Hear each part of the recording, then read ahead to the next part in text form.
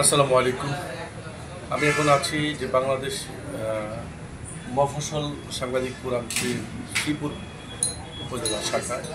এখানে ওই শাখার সম্মানিত নেতৃবৃন্দরা আছেন অনেকেই।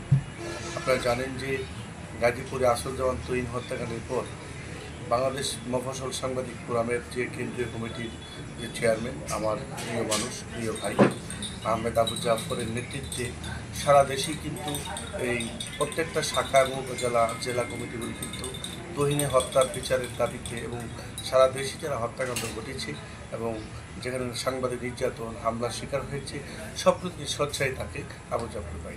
এজন্য প্রতিদিনের কাগজ এবং আমার পরিবারের পক্ষ থেকে বাংলাদেশ মফস্বল সাংবাদিক ফোরামের সকল সদস্যদেরকে আন্তরিক শুভেচ্ছা এবং কৃতজ্ঞতা জানাই। আপনারা জানেন যে তুহিন হত্যাকাণ্ডের পরে আপনারা শ্রীপুর উপজেলা শাখা থেকে আপনারা মানববন্ধন করেছেন, বিক্ষোভ করেছেন, প্রতিবাদ দিয়েছেন এবং এখনও কর্মসূচি করে যাচ্ছেন। আজকেও ঠিক আপনারা মিলাদ মাহফিল করেছেন, আপনারা কর্মসূচি দিচ্ছেন এবং আপনার কেন্দ্রীয় কমিটির চেয়ারম্যান আহমেদ আবু জাফর সাহেব তার নেতৃত্বে সারা দেশে কর্মসূচি দিচ্ছে ন্যায় বিচারের জন্য। সে বারবার আন্দোলন করছে। এটি আসলে একটা সাংবাদিকদের জন্য একটা অনেক বড় পাওয়া। এই জন্য আমরাও তার কাছে কৃতজ্ঞ, আমিও তার প্রতি কৃতজ্ঞ, সারা জীবনের জন্য কৃতজ্ঞ।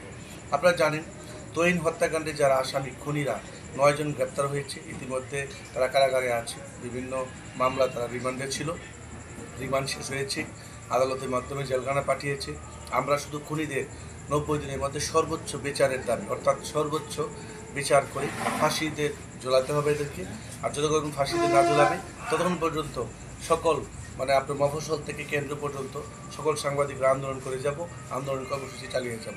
এবং আপনারা জানেন, আপনাদের যারা বাংলাদেশ মফস্বল সাংবাদিক ফোরামের সদস্য আছেন সবাই আমার সাথে ঐক্য হয়ে এবং আবু জাফর ভাইয়ের নেতৃত্বে আমরাও কঠোর আন্দোলন থেকে আন্দোলনে যাব ইনশাল্লাহ।